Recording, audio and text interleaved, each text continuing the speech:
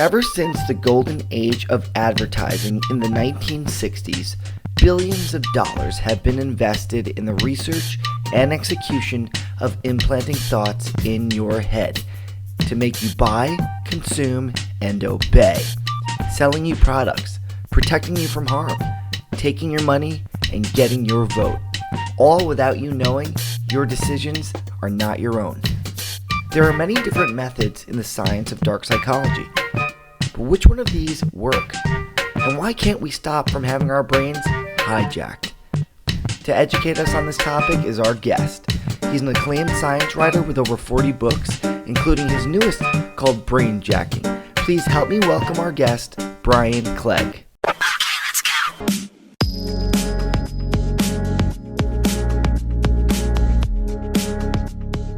You are a science author, right? How would you describe what you do? I have a science background from long, long ago. I have a Hmm. physics degree originally, uh, but I've never been a working scientist. I worked Hmm. for an airline for quite a few years doing maths for them. But these days, I guess for the last 20 years, basically, I've been a full-time writer. So my job is communicating science to people who are interested, but maybe don't have much background in science. So they want to find out more, try to make it more explicable, interesting, and accessible. Yeah, and you certainly succeeded with that. I mean, I love your new book, Brain Jacking. Thank you so much for letting me have that copy to check it out. I mean, there's so much to unpack there, and there were so many different books on human psychology. But what makes this extra interesting is that it's about dark psychology. And that just makes it more fun. It's one of those topics, and especially with what's going on in the world today, in the US, we've got our election coming up, and it's very apropos, to what's happening here. Lots of brain jacking going on. So can you tell me, why this topic and why now? So the idea of brainjacking is kind of a made-up word, so it's probably worth saying just what it is. It's really about using stories to influence other people's brains and looking at this from a scientific viewpoint. And I guess I break this down really into three types of ways we can do that. We can give people information, and that does change their way of thinking, perhaps, but it's neutral. Or we can influence them, in which case I suggest we're typically using a logical argument, as something they have to think about a little bit. Or we can manipulate them, where we're using an emotional argument. And that doesn't have to be negative. Traditionally we think of being manipulated as negative. But anything emotional, frankly, is manipulating. The end of the great movie that we all love, it's manipulating. When that music comes up and you get that lump in your throat, it's manipulation. That's fine where we want it to be. But where it gets dark, obviously, is where that manipulation, that influencing is being done when we don't want it to be, when it's coming from somewhere that's either it's not true or it's just so subtle we don't realize it's being done to us. And we should talk about some things too, because I know that you always take a very scientific, data-driven approach Mhm. in your writing, and that's what really separates this book from other books out there that are on a similar topic. And because you even say that the data itself, the science itself, is a form of brain jacking. Yeah. It certainly is. I mean, all education is, all science is. Science tries as much as possible to be objective, to take the person out of it. But we're all humans, and frankly, that never happens 100%. And in fact, the history of psychology, the subject basically, the science that underlies all of this, until quite recently, has involved a fair amount of brainjacking, because unfortunately, psychology has gone through what they call the replication crisis, where many papers, many scientific papers written before about 2012, something like that, when this first came up, have found to be difficult or impossible to reproduce. We're always reading the papers, we're seeing on a video somebody saying, scientists have shown, or a study has shown something or other. But actually, the quality of those studies, frankly, have not always been very good in psychology. They have got better. They're plugging the gaps. But we certainly have to be a little bit careful about the science, and where the scientists, probably for very good reasons, are effectively doing some dark brain jacking. And what should we look out for? Because through reading your book, one of the things I took away was, okay, a lot of times we're not interpreting the data correctly, or maybe there's things that should be we have to understand the control variables weren't there. So when we're looking at some data that's presented to us, using science as the tool for convincing us for the brain jacking, what is something that we should be looking at to make sure that, we're looking at objective and we're making and we're not being manipulated. I think a nice example that I use in the book is one where one of my daughters actually said to me something she'd heard from a scientific study. And what she'd heard was that a third of all US births were resulting in Asperger's syndrome if the mother had consumed diet drinks. Now, when I started to look into that, and this is the kind of process I think it's worth thinking about, the first thing is, where did you get it from? And she actually got it from a Joe Rogan podcast. Okay. That's where I Um, get all my news from. so, okay, there's immediately, this isn't necessarily an ideal source, but where did they get it from? And it was genuinely based on a real study, but that study didn't say the same thing. So it had become a third of all births. What it actually said is that boys were 3 times as likely to suffer if their mother had drink diet soda during birth, before birth and during. Uh, and the thing is, even that, when you look into it, so that's one next level down. The actual study didn't say what it's been reported as saying. But if you then come the next level down, is to look at the quality of that study and say, okay, well, unfortunately, it was a small study. There weren't many people involved. It was a study that required those mothers to remember what had happened decades before, because these children actually, many of them were grown up, many of them were already adults. So can you imagine trying to remember what you were drinking 20 years ago? How regularly you were consuming diet soda? I wouldn't have a clue myself about what I was doing. So there are various problems with the study. Now, frankly, not everybody's got time to do all this. I mean, it took me about an hour to dig down, and most people have better things to do. But I think looking, where is it coming from? Where's this information coming from? Can you dig down a level and see what the original study said? Online, you can always find it these days. And do you get a vague feel just from things like how many people were they studying? I've seen some of these psychology studies where they were looking at 3 people. Now, the fact is, you can't deduce an awful lot about the world in general from 3 people. Yeah, and I feel like that is such an issue that we're faced with today because people are just they're not digging deep and they're just reading into the headline, and that's when things get confusing. And you mentioned this headline is another powerful brain jacking tool, right? Oh, that's right. Yeah, I absolutely love one from another of these things where it was a genuine study, but the headlines came out saying scientists finally invent real lightsaber. Um, I love this idea of finally inventing a real lightsaber, as if, what have they been doing all this time, not managing to invent a lightsaber? They finally It, did it. we need Uh, that and flying skateboards. Come on, get on it, yeah, science people. yeah. Exactly. But when you actually look at the study, what the study says is that 2 photons of light, so 2 of the little particles that make up a beam of light, were able to interact with each other very briefly. Now, mostly they don't, which is good because all the radio we get, our Wi-Fi, everything is basically light. Light we can't see, but it's still light. It's crossing through the room all the time. And if they're all bumping to each other and bouncing off, the whole thing will go to pieces. So glad it doesn't happen. So they've done something interesting, but frankly, the leap from we've made 2 little photons to interact very briefly to they've invented a lightsaber was enormous. And part of the problem there, actually, unfortunately, was the university press release. I'm afraid university press releases do tend to push as hard as they can, presumably because they want funding, to make it sound interesting to the public. And it did actually mention lightsabers in the press release. So unfortunately, it was the university itself that started it. But of course, it got even worse when it got out to the news media.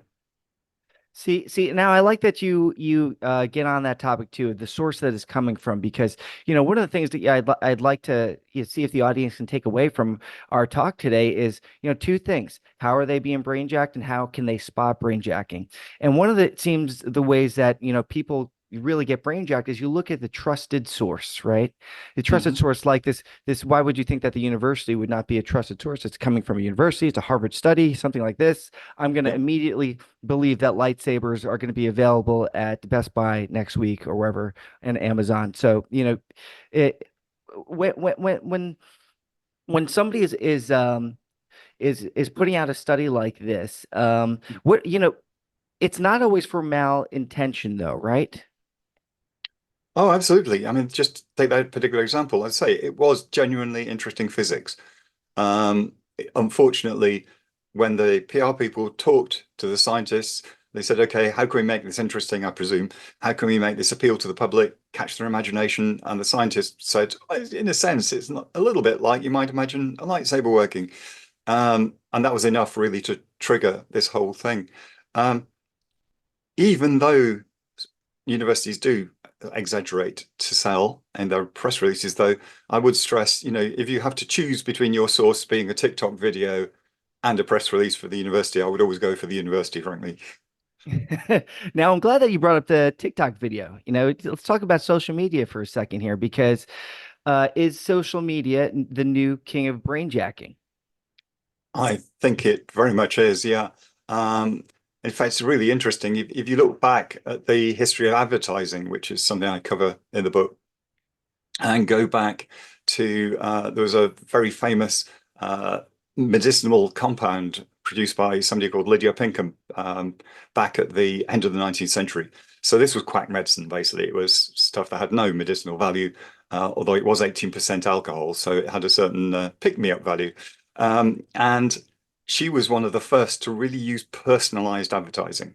So her advertising, it had a photograph in it. She was recommending to women who frankly weren't being served very well by their doctors with women's problems, as they described them then.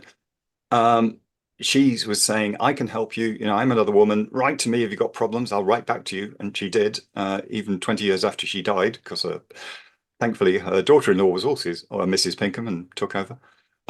So write to me, I'll get back to you. And to me, this is absolutely in direct line to the social media influencer. This was the Victorian early 20th century equivalent of a social media influencer. It's somebody got that personal connection. And once you get that personal connection, you can do the emotional side of this, the manipulative side of brainjacking. I do have to keep emphasizing that's not necessarily bad. Not everything that has emotion in is bad. Whenever you see, I don't know, an advert for a disaster relief, they will try to emotionally manipulate you to get you to give money. But that doesn't necessarily make it a bad thing. It's just being aware of what's happening. And but you do say that these when you're dealing with influencers, it's now on it affects people on another level, because people think that they're friends with these influencers. So it's taking that trusted source to the next level, right? Yeah, that's right. As I say, I think there are really strong echoes with this kind of early personalized advertising, because they were literally letters from the Pinkhams to the customer. It wasn't coming through some ad agency. It was literally letters being written by Lydia Pinkham and her daughter-in-law. But yeah, the fact is, um, people get drawn in, particularly perhaps young people, of thinking that these people that they meet on a regular basis through watching their videos, that they are in a sort of personal relationship with them. Again, it's happened, it happens with movie stars, that kind of thing as well. People think they know somebody because they see them on the screen, but it's been intensified by social media. And it's quite possible as artificial intelligence develops that this will get an even stronger influence, that you can almost imagine a video that interacts with you as if you were talking to another person, whether it's to sell a product or to push a particular political viewpoint. because you're right. It could be an entire deep fake video, AI video of your favorite influencer. And we Mhm. mentioned Joe Rogan before. I've seen plenty of videos using his name, his audio in the background, selling a product, and you kind of have to know that. All right, this is not really him. That is definitely a scary thing. How do you think people can protect themselves from that sort of brain jacking? Is it just a matter of being aware?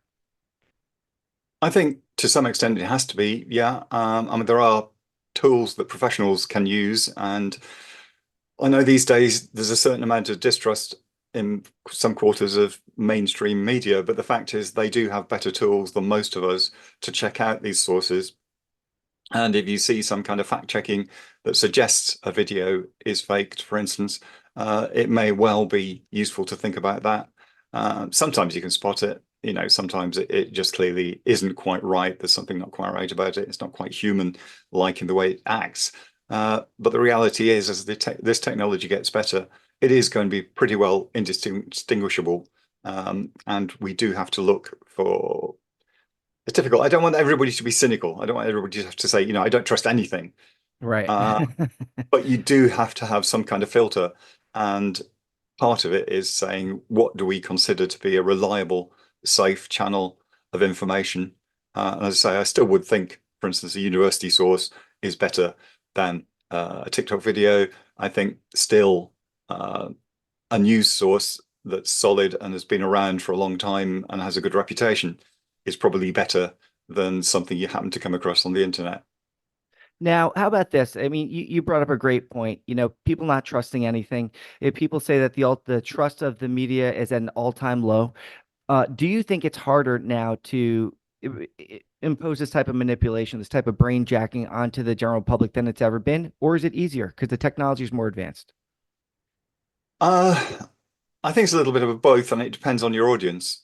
So, some audiences are very aware of the technology and what it can do. Others, much less so, might be more easily taken in. Just as, if you get a phishing email, some people will just immediately think, okay, this looks a little dodgy. I'll check what the link is before I click it.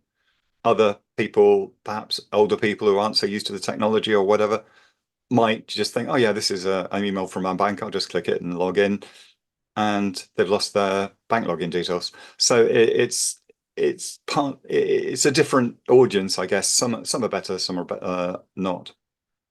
Well, I would like to talk about the king of all masters of brainjacking, and that is the media. You said it. They've got all the tools at their disposal. They seem to be using everything. And I don't know if you pay attention to what's going on in the news right now in the U.S. with our political system, where we had just a few for the last 3 years, we've been sold on the idea that our president, when he was completely healthy and fine, and he's sharp as a tack. And they were talking about our vice president, Kamala Harris, and she's the worst thing, and she's the most unliked human being. And then overnight, they were able to flip the story and go, forget what we said. He's actually got some mental challenges, and she is the greatest. She's the second coming of Christ.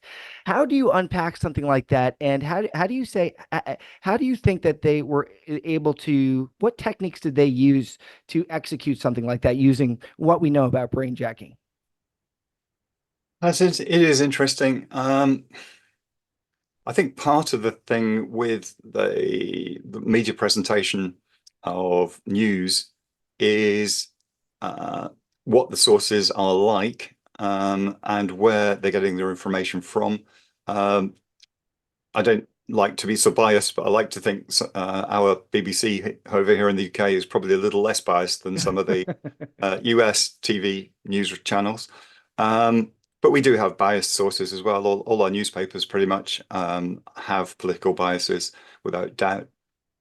And I think it's partly being aware of those biases. So, you know that Fox News will have a very different take on something to MSNBC. You have to be aware of which way they're going to pull, and use that to interpret what they're saying. I think on the whole, most of the major news channels don't try to lie, but obviously they will be jacking in their own way. So, it's a matter of applying some logic to it and applying some thinking to it, Where's it coming from? Why could they be saying it? Does it make sense?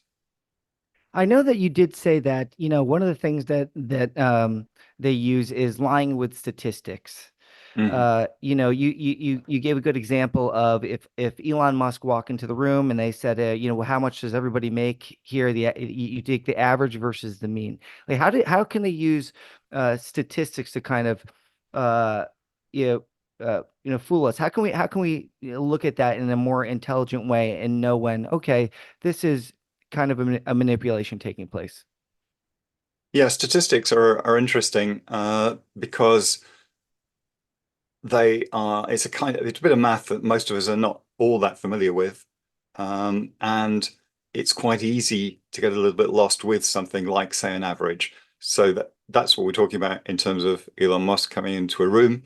You say if you've got a bunch of people in a room who earn, I don't know, $50,000 a year, you bring 10 of them, say, and add in Elon Musk, suddenly the average earnings per person in that room is many millions of dollars.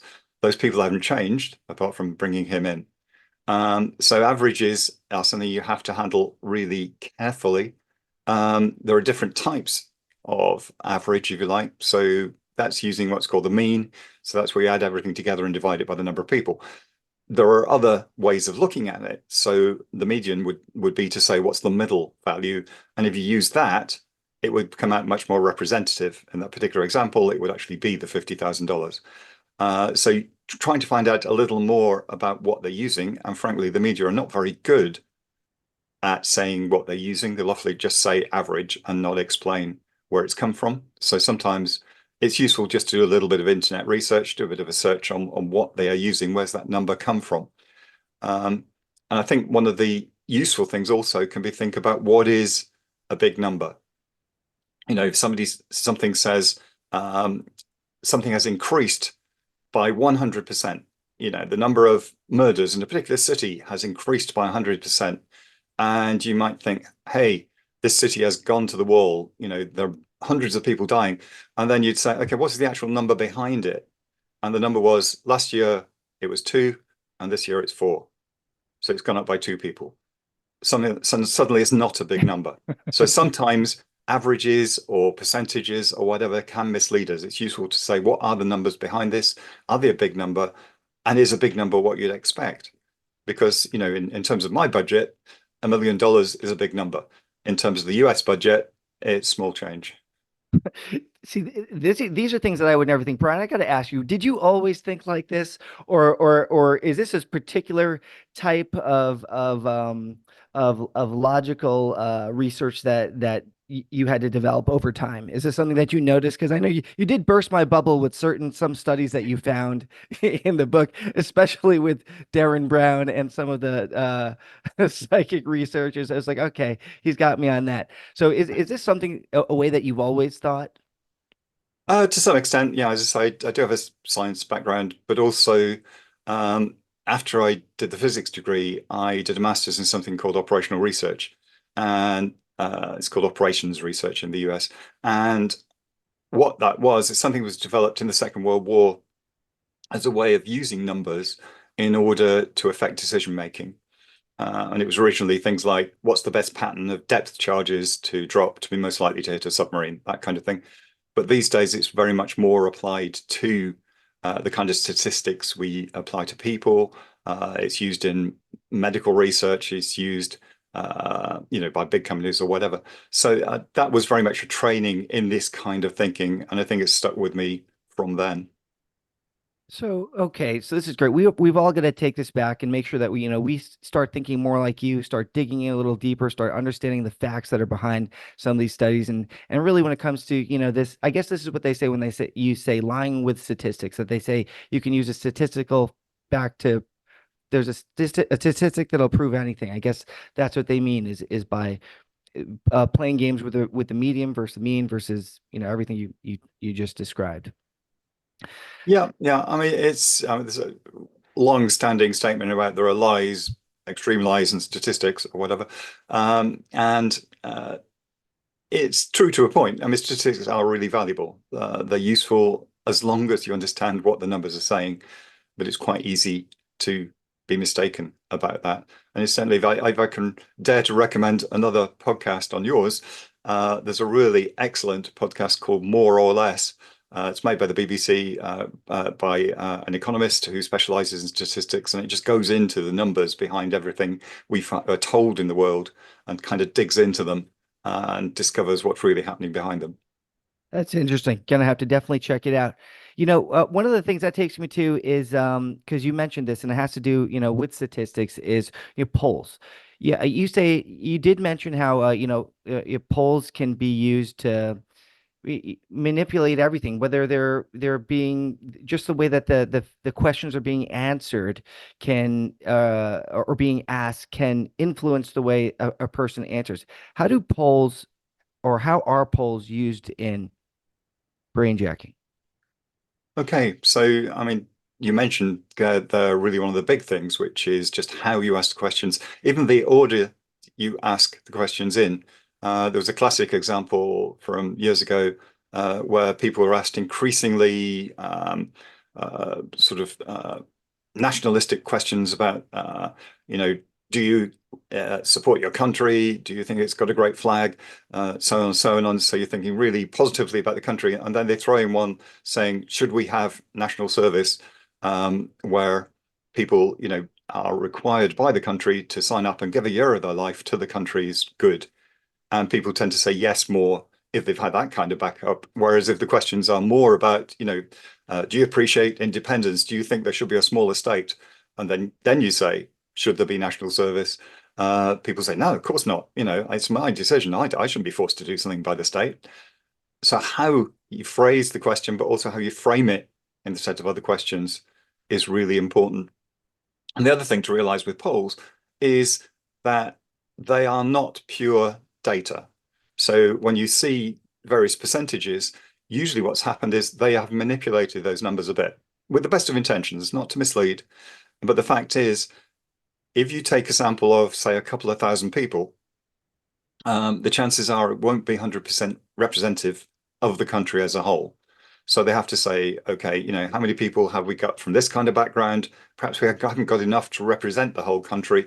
We need to push those numbers up a bit, or that kind of thing. So they will always be moving the numbers around a little bit to try to make it more accurate. But the fact is that does increase inaccuracy. And if you look at the polls in the American election at the moment, the reality is that those numbers are within the margins of error.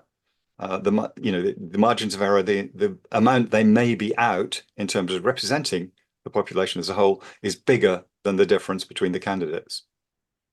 And that's something that I'd like to get your take on too, because when we look at the polls, you go, okay, it always seems like in the election they're neck and neck. How is this? But then you look at okay, what the Wall Street Journal said versus what the Times said. They all have different numbers. So is it possible that they can manipulate this through asking questions and influence like what are the effects of them trying to influence the polls to make it seem like they're stronger than they really are? Well, certainly polls themselves can do brainjacking. So it's not just a matter of them brainjacking the individuals who are answering the polls, the people they ask the questions of, but the polls themselves, when we present those results to people, can influence them. And there are various potential effects. So you might have the underdog effect. So where you hear that somebody you think is pretty good is not doing very well, so you're more likely to vote for them. You're more likely to turn out to vote than you are otherwise. Or you might think for the alternative sort of opposite of that is when people just don't bother to turn up at all because it looks like it's obvious your side's going to win. The polls say your side's going to win. Not really any point going out on a cold winter evening and ticking those 40 boxes or whatever you have to tick on the do to fill in your ballot paper. Let's not bother. Let's stay at home. So arguably one of the biggest potential manipulations is on voter turnout, depending upon how people see those polls. The other thing I say, to be honest, in terms of US polling, is of course, because, dare I say, your voting system is so perverse in terms of the way that I think since 2020, only one election has gone the way that the popular vote went, i.e., almost every time more people have voted for the person who lost than for the person who won. But because it's done on this state by state basis with the Electoral College, in the reality is, of course, it's down to just a handful of states, and what the popular vote across the country as a whole shows really has no bearing on the outcome of the election.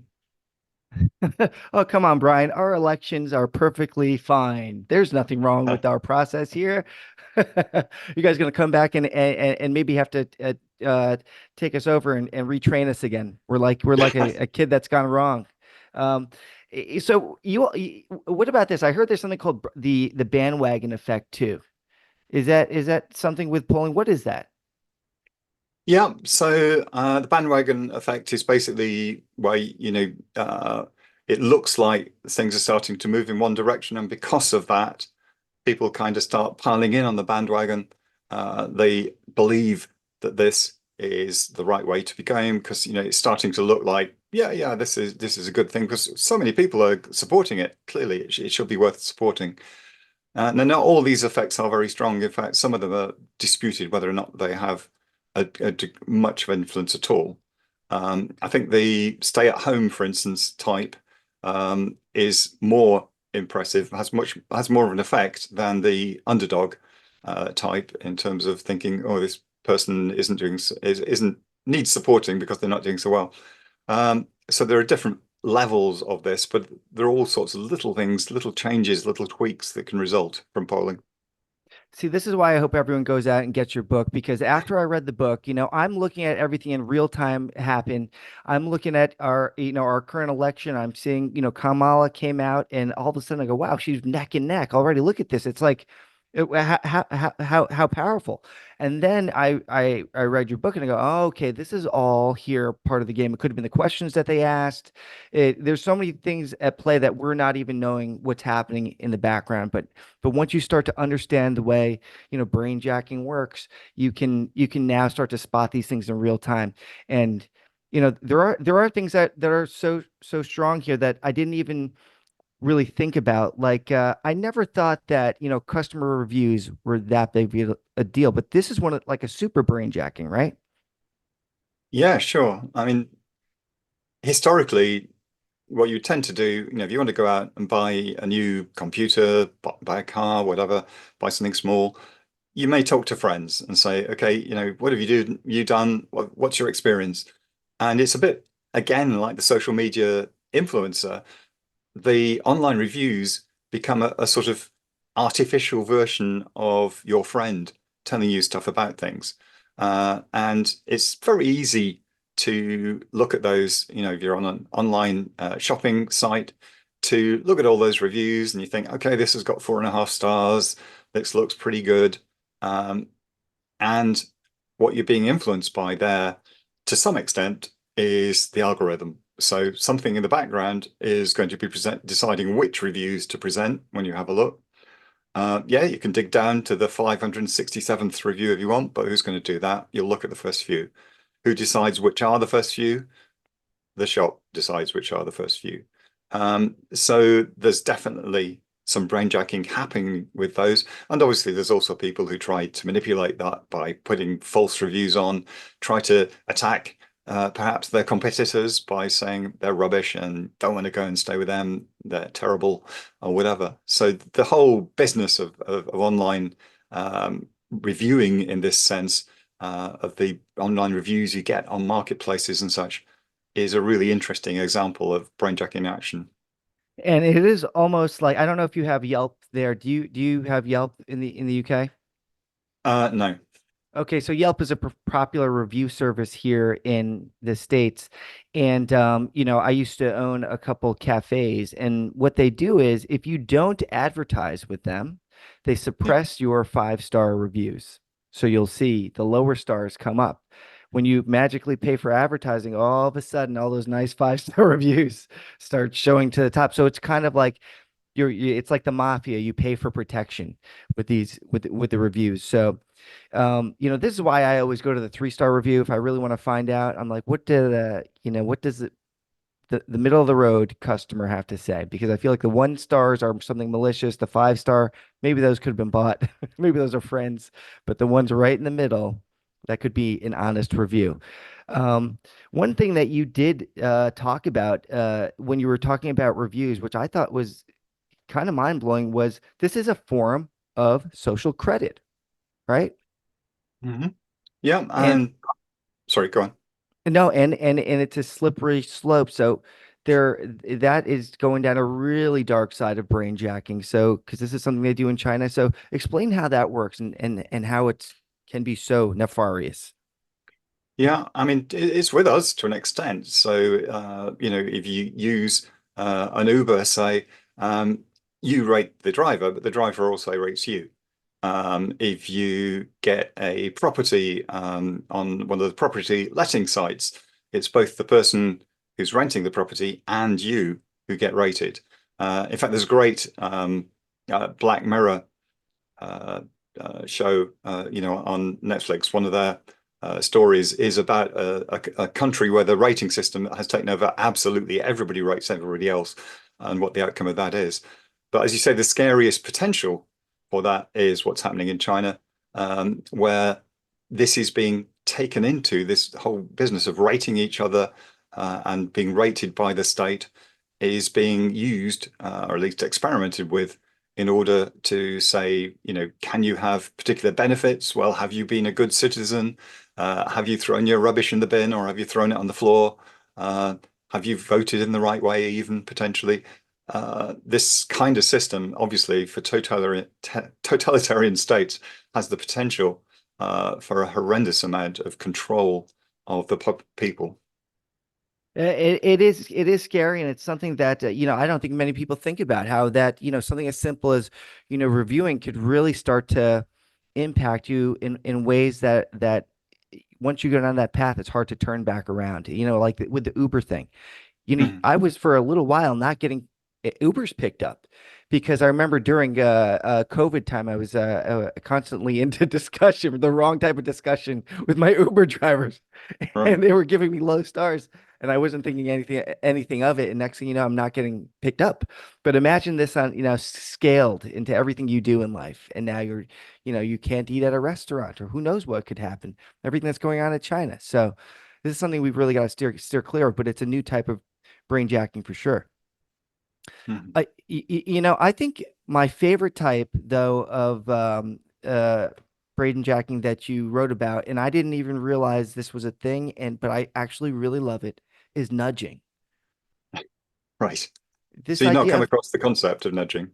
well, no, I have, but I see it, and I've used even the term nudge before when I'm talking to people or not responding. But I first came across it on Google. You see it says Mhm. send this person a nudge. They haven't responded. You go, oh, okay. So beyond that, I never knew what nudging was. I thought this was just like a new thing that was happening here on emails. But can you describe how nudging works? 'Cause it's not just something that's on an email. What is nudging? Sure.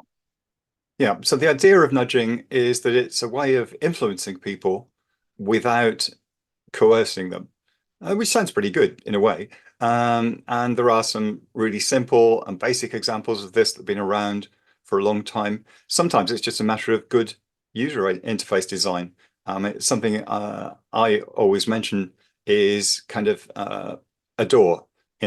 Believe it or not, doors have a user interface, which is the handle. And designers love symmetry. So what they often do is if you've got a door that pulls one way and pushes the other way, they'll put a pull handle on both sides because it's nice and symmetrical. And you can just stand and watch people going up to one of those doors. From the side, you have to push it, and each one will pull the pull handle. Nothing happens. Then they push it. So it's just not working simply because we're not nudging them in the right direction. But if you put a push plate on that side of the door, people push it. No need to tell them. No need to put little signs on, push this door, because it's obvious. Um, an early example in cars on the road. Old roads didn't used to have lines down the middle to separate one side to the other. People just drove all over the road. There were a lot of crashes. So they painted little white lines down the middle. That doesn't stop anybody from doing anything. But the reality is, people thought, okay, yeah, I have to stay on my side. And it happened without any coercion. Now, this idea was picked up a while ago in a book called Nudge. There was one of these really popular psychology books. And the idea was it was showing different ways in which this can happen. And the only thing I'd say with that, like quite a lot of these popular psychology books, that do really well, it's a good concept, but actually they go so far as if to suggest everything that's nudge is great, everything that's not a nudge, so we actually, I don't know, fine somebody for doing something wrong or whatever, is bad because it's not being free and libertarian. And the reality is somewhere in between. So some things that allegedly have worked as nudges actually have been a total failure. But the reality is it can be very valuable. And one of the reasons governments like it, so for instance, quite a lot of governments, including ours in the UK, actually set up a unit to do nudging. They called it something like the behavioral analysis unit to make it sound posh and scientific. But the fact is it was looking for nudges because nudges are cheap. They're a way of getting people to slightly change the behavior because it's cheap. And the absolute classic example of that is organ donors. So traditionally, you used to have to opt in to organ donation. If you hadn't said, I want to be an organ donor, you assume not to be. Now, a nudge, it would be basically to say, okay, we're assuming unless you opt out, you are an organ donor. Now, it's not forcing anybody to do anything. It's literally just changing the way you approach things. And in principle, that's a great nudge. The only problem being that the biggest obstacle to organ donation is actually the system behind it. So getting the organs to the right place, finding them in the first place, is not actually getting enough donors at the moment. But if we got to the stage where that was a problem, then nudging is working really well in that kind of field. So, yeah, like I said, I love that one because that one actually works. I do it all the time, and it's so subliminal. You see the push, and you operate things, or the lines on the road. Stay on the road. You see a garbage can. I know that's it's little nudges here and there. So seems subliminal, but now I want to talk about stuff that we know is supposed to be subliminal, but things that just don't work because there I think people have a misconception of this type of like manipulation that advertising does, and that by now the data has said this doesn't work. Like we see those. I'm sure you've seen the commercial from the 1950s and 60s, and the Star Spangled Banner's playing, and yet they've got the words at the bottom that are hidden, obey the government. I don't know if you've ever seen those, but there's videos of them trying to do subliminal messaging to the citizens here in the US. Does subliminal advertising work? No, it does not, right? Pretty much. So the original idea dates back to the 50s, and there was a guy called James Vickery. He was actually somebody who was basically just a marketer. So he wasn't a scientist, but he claimed in I think it was Marketing Age, some magazine like that, that what he'd done is in a movie theater, he had shown very short little clips, effectively telling people to drink more Coke or whatever it was, to eat more popcorn so quickly, just a frame or two, so they didn't notice it. And as a result of that, the sales of popcorn, the sales of sodas just went through the roof. They went up hugely because of that. He claimed to have tried this out on 25,000 people. There's absolutely no evidence for this whatsoever. It's generally believed that he just made it all up, basically as a way of selling his advertising marketing agency.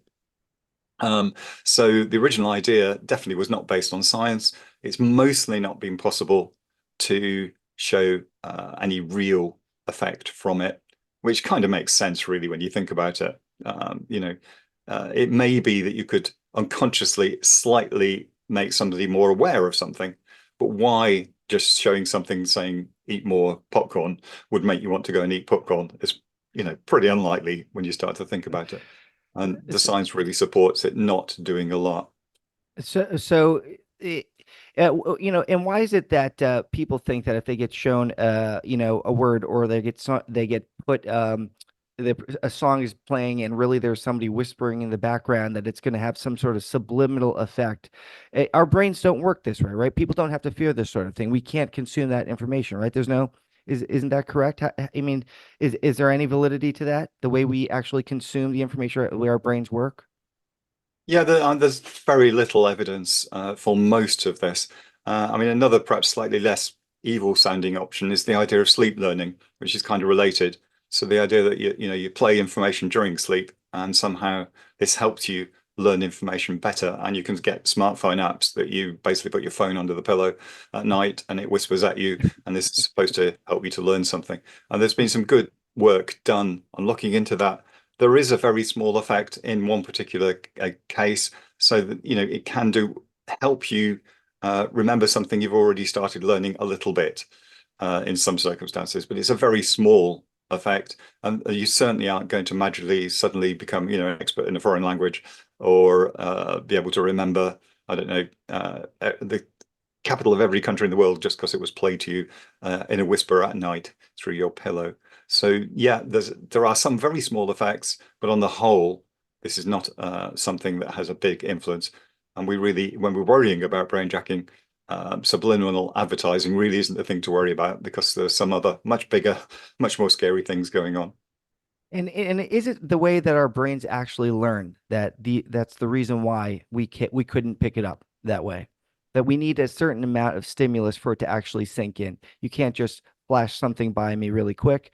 The example of you talk about Darren Brown, which I loved his book, and you ruined some stuff he did for me with the priming. I go, okay, yeah, that doesn't really there's nothing that works with when you're showing something like a flash like this. Like, for example, Darren Brown would advertise, he does a trick and he goes, "Oh, the reason why you said that is because look at the paper. I printed this in the newspaper a month ago and the whole Yeah. city read it.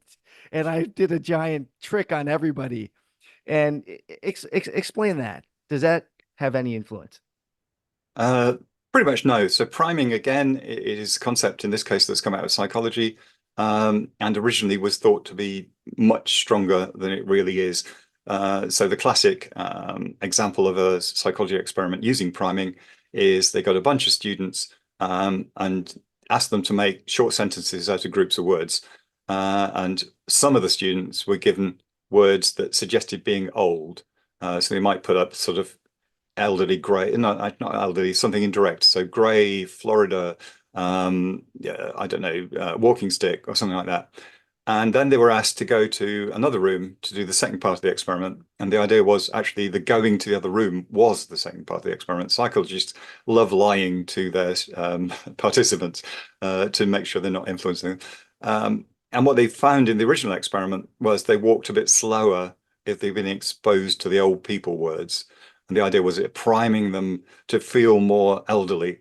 Um, Now, this was a good example of one of these studies from before the mid 2010s, where frankly, it just wasn't a good enough quality. It's been attempted to be reproduced and it just hasn't worked the way they said it was. And in Darren Brown, I love Darren Brown too. The thing he says, in his book, essentially is magic is about redirection, about getting people to look another way, about people to think about something in another way.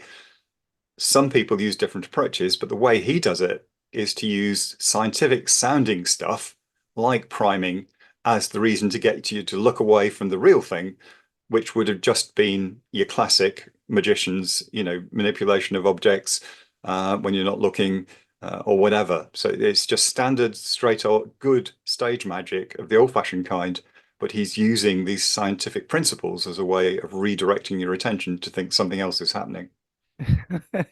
And I love that in the book you also talk about how these studies on like that they did with Hal Puthoff like the in back in the 70s and the with the remote viewing and things like this. It was really they just weren't looking at the controlled study enough, like because I know Darren Brown was talking about that too, about how like you're really just not looking at how they were controlling the environment. So that's why it's making it seem like some of these magic tricks are possible, right? Yeah, sure. I mean, there are some well-known people who, unlike Darren Brown, claim they really have psychic powers and they can bend spoons with their mind or whatever. And the reality is, when you start looking into that, that control is exactly what you're talking about, what's behind what they're doing.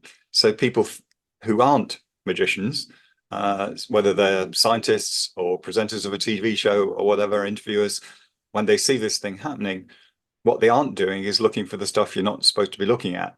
They're missing very often the ways that a magician will make you look, if you like, look the wrong way, and they will do something out of sight or get somebody else to do something and you don't know it's happening. So it's misdirection is behind most magic, and people who aren't professionals, which I'm certainly not, I just like reading about it, can often be totally fooled, even if they are leading scientists or whatever. Wow. And do you think this? Do you think the reason why people are so susceptible to falling for this type of manipulation, the reason why brain jacking works is because, you know, the first law of thermodynamics says energy seeks the easiest path, right? And our brains work no different. We just want a shortcut. So whether it's the trusting the influencer or trusting the headline from the university, that's why we naturally become susceptible. Is that why brain jacking works? I don't think it's quite that simple. I mean, I think there's two other things happening here. One is, and it's something I sort of emphasize quite a lot in the book, is storytelling. That I genuinely believe, people are always looking for what makes us different from the other animals. I think storytelling is the thing that makes us different. It's storytelling that's behind everything from education to being able to do science, because nobody does science in isolation. We've all been told what other people are doing. So storytelling, not just fiction, but the way we pass on information to each other, the way we share information, the way we use stories. So that's one thing, it's just inherent to our nature. We can't make it not happen. We just have to make sure it's happening the right way. And the other thing is, yes, it is taking the easiest path in a way, but often that's a good thing. We interact with a very complex world around us. We have to deal with patterns. We can't learn, every time you want to switch on a light, you can't learn anew, this is how you use a light switch. You need to get that pattern of how you switch on a light. And if you had to teach a robot to do it and say, go to this height on the wall, push with this amount of force, and it'll happen, that'd be fine. And then you put it in another room and it won't work at all because the light switch isn't in the same place, it works differently or whatever. But we get a pattern of what interacting with a light switch is like. And until we go across the Atlantic and find the people on the other side of the Atlantic, put them on the wall upside down, depending on which way around you're looking at it, you're pretty good at being able to turn on a light switch because you do it by pattern. And historically, we can't be worrying about every noise we hear. We have to be taking shortcuts to find out, is that a tiger in the bushes or is it just rustling because it's windy? We have to always do that, and it is going to produce some mistakes, some errors. So yes, it's to some extent a flaw in us, but actually it's part of our fundamental being is brainjacking. So I think we have to celebrate it when it's done right, but be wary of when it's being used for evil, as it were. Wow. Well, that's a perfect way to explain it, and I think that's the best spot to end this too. Thank you so much, Brian, for talking to me about this. Such an interesting topic. I want everybody to go out there, get your book. Where can they buy your book, or is there anywhere you want to direct people to get more information on you? Okay, so I mean, should be in all good bookstores. I think from about the middle of November. But also I have a website that's Brian Clegg, BrianClegg.net, and you'll find all the information about that and my other books there. Oh, well, thank you so much, Brian. This has been a fantastic conversation, so really appreciate it. Thank Great, you. I've loved it. Thank you.